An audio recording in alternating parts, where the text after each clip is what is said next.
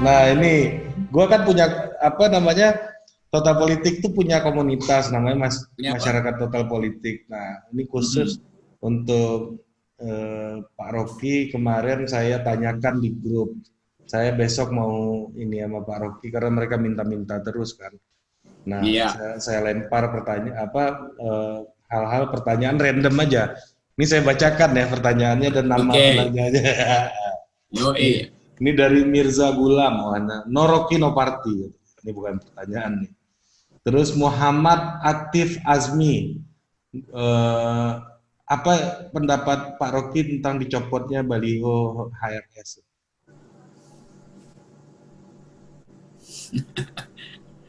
Ya udahlah, itu baliho dicopot dipasang lagi kan gak ada soal kan. Yang nggak usah baper-baper juga, ya pasang aja lagi kan. Memang aturannya yang telah dicopot tentu bisa dipasang ulang itu. Kalau di depan jalan Petamburan mengganggu, ya seluruh warga Petamburan bisa pasang di atas genteng kan. Lalu siapa yang mau masuk di situ? Itu private property orang, nggak mungkin tentara masuk di rumah orang nurunin bendera di atas gentengnya tuh. Jadi ini cuma soal satu hentakan yang ingin seolah-olah bisa mengubah koordinasi politik baru, nggak bisa itu. Jadi justru baliho itu adalah ekspresi dari perbedaan politik. Jadi kalau nggak ada baliho, orang nggak tahu tuh FPI politiknya apa, kan bagus juga FPI pasang balihonya supaya publik tahu, oh itu orientasi politik FPI, kan mudah itu kan. Biar bisa dicek ya. Beriklan di televisi. Jadi anggap aja itu adalah pikiran politik yang disampaikan di atas pilar 10 kali 10 meter misalnya. Emang gede sih, tapi kalau pikirannya memang itu aja. Ini pertanyaan. Apa bedanya misalnya baliho FPI dengan Twitter Ari Total Politik? Sama aja. Cuman FPI dia merasa lebih efektif kalau outdoor. Kalau Twitternya Ari ya lebih efektif karena langsung masuk ke dalam gadget, sama aja. Iya, yang jelas Twitter gue lebih efektif daripada Twitter lu, Prof. Karena Twitter gue udah dirampok orang. 2 hari sebelum pelantikan Presiden Jokowi, Twitter gue 2 juta followers dirampok orang dan diacak-acak, nggak bisa dipulih lagi kan. Apa itu nggak lebih parah daripada nurunin baliho tuh? Acak-acak Twitter itu lebih kriminal daripada menurunkan baliho. Ini ada pertanyaan nih dari Stephen Kevin Giovanni sama Evaldo. Ini gua gabungin aja pertanyaannya nih. Kira-kira dia ngomong gini, apakah Pak Rocky Gerung akan bergabung dengan partai atau kayak kemarin nama Pak Gatot, apakah itu akan menjadi partai gitu? Dan gue tahu lu dulu juga pernah bikin partai gitu. Gue pernah bikin partai, namanya Partai Serikat Rakyat Independen. Partai kok independen. Itu sesat mikir. Karena memang cuma buat nguji ini Indonesia udah cukup masuk akal apa enggak. Ya udah nggak apa-apa itu. Volusi itu, Bro. Nama partai lu volusi itu. Sesat pikir tuh, kok partai kok independen. Iya, Bang. Serikat Rakyat Independen. Kita nggak, gue mau bilang Serikat Rakyat Bebas, tapi nanti dianggap free sex apa? Atau bebas alkohol. Jadi independen gitu. Logonya sapu lidi buat inget tuh. Halaman kotor politik. Latu Harani tuh kantornya tuh. Yo, Ladhar. Jadi gimana? Jadi partai nggak tuh? Apa siapa? Yang sama Pak Gatot, kami segala macam. Enggak lah, dari awal itu bukan partai, itu gerombolan.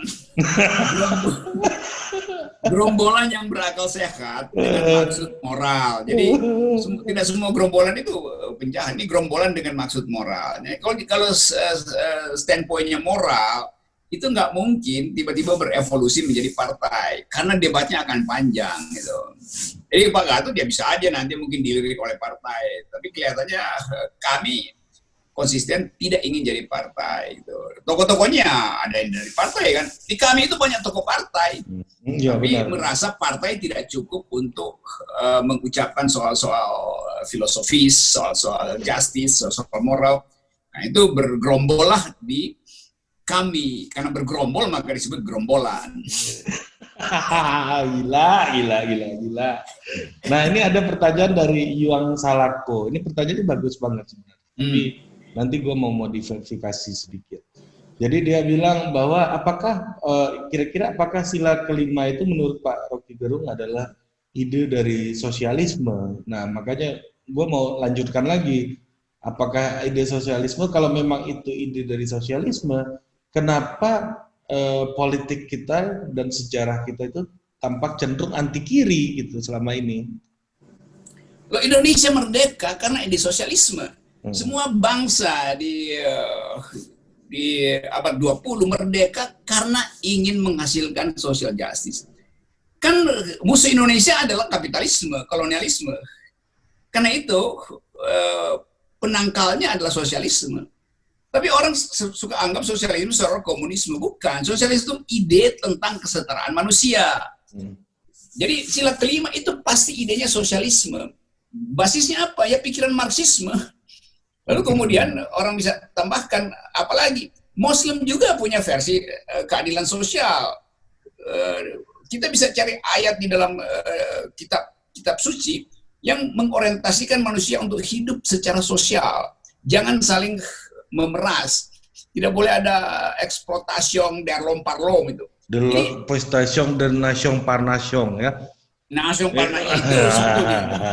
Janganlah orang mengeksploitasi orang, bangsa mengeksploitasi bangsa. Itu kan ide sosialisme. Nah, sekarang kata sosialisme itu ditakuti karena tadi referensi kita terbatas. Itu pentingnya mensosialisasikan ide itu. Sama seperti kalau bilang I am a liberal, saya seorang liberal, lalu dianggap saya kapitalis. Lalu bagaimana saya liberal justru ingin menyetarakan kemampuan manusia. Kapitalis itu nggak peduli dengan kemampuan manusia tuh. Dia hanya peduli ukuran terakhir adalah akumulasi. Jadi seringkali terlihat bahwa kita punya ketidakmampuan untuk berpikir intelektual dengan akibat kita bertengkar untuk hal-hal yang sebetulnya bisa diselesaikan secara akademis. Gitu. Oke. Udah jelas lah, lu udah nggak perlu lu nggak jangan nanya-nanya lagi lo. Kawan nih. Nah, terus ini Bang, boleh pertanyaan agak nyeleneh nggak? Ini Adrian Husni namanya.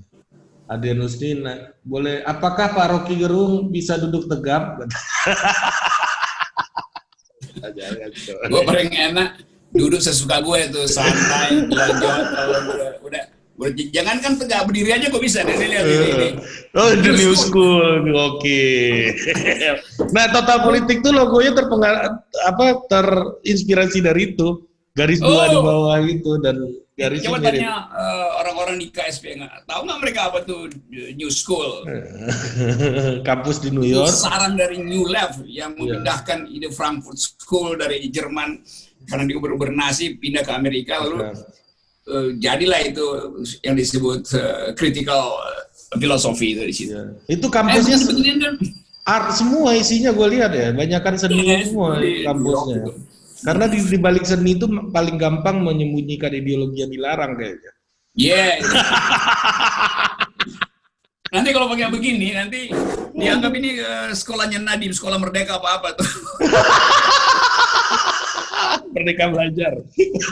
Itu. Udah ya, gue udah buktiin gue bisa duduk tegak. Dan bisa gue ngelonjor lagi. Setengah ini orang nanya, menarik buat gue juga itu. Jadi gue pilihin pertanyaan mereka yang juga jadi pertanyaan gue. Ini banyak nih, ada 200-an nih kemarin nih. Gue pilih yang juga menjadi pertanyaan gue, gitu.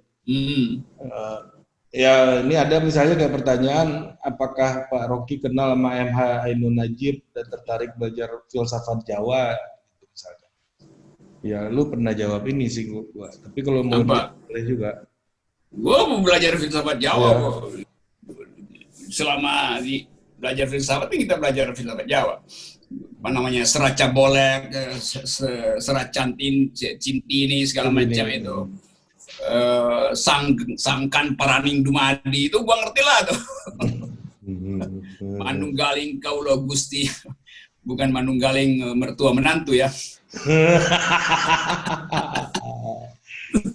Terus apa namanya itu, dan Nah, tahun 2024 Rocky Gerung akan di mana? Ini juga pertanyaan nih oleh orang-orang. 2024, set, mengajar lah gue di tempat lu situ di Universitas Indonesia yang akhir-akhir ini makin banyak kedunguan itu.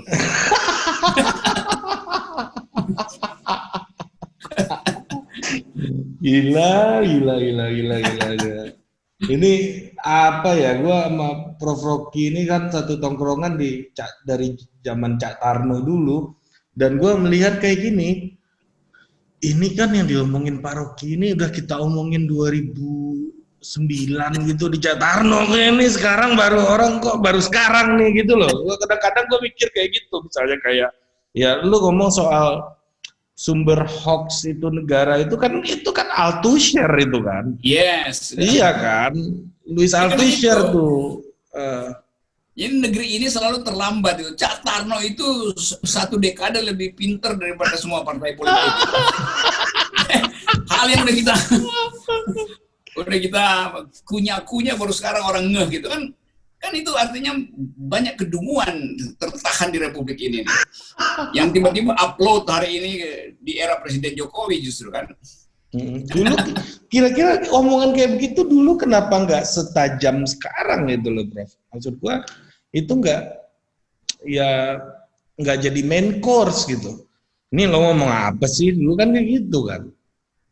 Ya mungkin fasilitas media Twitter itu belum berkembang banyak kan. 2024 orang belum saling bantah-membantah di media sosial itu. Jadi memang itu jadi semacam oase doang di tempat Cak Tarno itu, jadi oase atau bahkan orang cari suaka intelektual di situ. Suaka, gua suka tuh istilahnya suaka intelektual. Iya. Yeah. Kita bagian dari suaka orang-orang yang cari suaka itu dulu ya. Nah, kira-kira nih, ini pertanyaan dari gua nih terakhir nih. Ya, apa sih yang kita butuhkan sekarang? Ya, misalnya lu lihat Pak Anies baca buku How Democracy Die ya, kemarin tuh buku yang itu sempat ngehits gitu ya, dan semua orang nyari buku itu. Gue yakin tuh kalau nggak ada file PDF itu jadi buku yang banyak di-download kayaknya tuh di tahun 2020 tuh. Nah, jadi maksud gue ya apakah masih penting gitu kita berbicara diskursus akademik seperti itu di tengah dominasi transaksi politik jangka pendek yang ada di depan kita sejauh ini. Lu kalau mau masuk ke politik, jangankan elitnya, rakyatnya juga nanya, lu punya uang berapa gitu. Tapi ya menurut Pak Anies berhasil aja sih gitu. Oke, itu kontras yang kita lihat seminggu ini di Indonesia. Ada orang yang ingin mengaktifkan sphere of influence-nya dalam politik melalui gagasan, melalui buku. Anies termasuk di situ. Upaya untuk memberi tahu bahwa politik itu harus ada jeda supaya diisi oleh kegiatan intelektual. Kan itu pesannya. Lalu orang rame-rame berupaya download buku itu, dan buku Homo Sapien juga di mana-mana orang bicara soal itu. Jadi ada gairah sebetulnya untuk memulihkan bangsa ini dengan fasilitas konser itu. Tapi tertahan oleh politik pragmatis. 2 hari lalu gue di Medan, dan gue lihat bagaimana pertarungan politik di Medan itu menjadi patologis karena seluruh menteri istana itu bolak-balik ke Medan hanya untuk mendukung calon presiden, itu calon dari presiden yang adalah menantunya itu. Jadi itu menunjukkan bahwa kontrasnya terlihat. Ada yang baca buku, ada yang datang ke sana untuk memastikan istana punya tangan sampai di situ. Oligarki istana itu bahkan tiba di Medan itu. Nah, itu kan buruk bagi politik Indonesia. Kan? Medan itu memerlukan ketua, bukan mertua itu. Nah, itu yang berlangsung sekarang begitu. Politik diandalkan pada tokoh di belakangnya. Jadi nggak mampu dia sendiri untuk mengucapkan dalilnya. Nah, mereka yang ingin masuk dalam politik harus mampu mengucapkan dalilnya, nggak boleh minta tolong mertua, nggak boleh minta tolong bapaknya, nggak boleh minta tolong segala macam itu. itu fondasi dari demokrasi, yaitu individu otonom untuk bertengkar dalam politik. Itu pentingnya membaca, bukan kerja. Assalamualaikum warahmatullahi wabarakatuh. Wabillahi taufik wa hidayah. Gue sebenarnya ada yang gue mau pertanyakan lagi dari statement tadi, tapi nanti menghasilkan keributan. Kalau keributan kita tunda setelah nikah. Nanti kita di episode selanjutnya aja. Biar ada lagi pembicaraan diskursus nih biar dihidupkan terus gitu di Total Politik. Oke, Prof. Rocky, makasih banyak udah bergabung di Total Politik hari ini. Ini saya rekam suaranya, kalau buruk nanti aku kirim rekaman suaranya. Ya. Oke, siap Prof. Thank you. Produced by Total Politik and powered by haluan.co.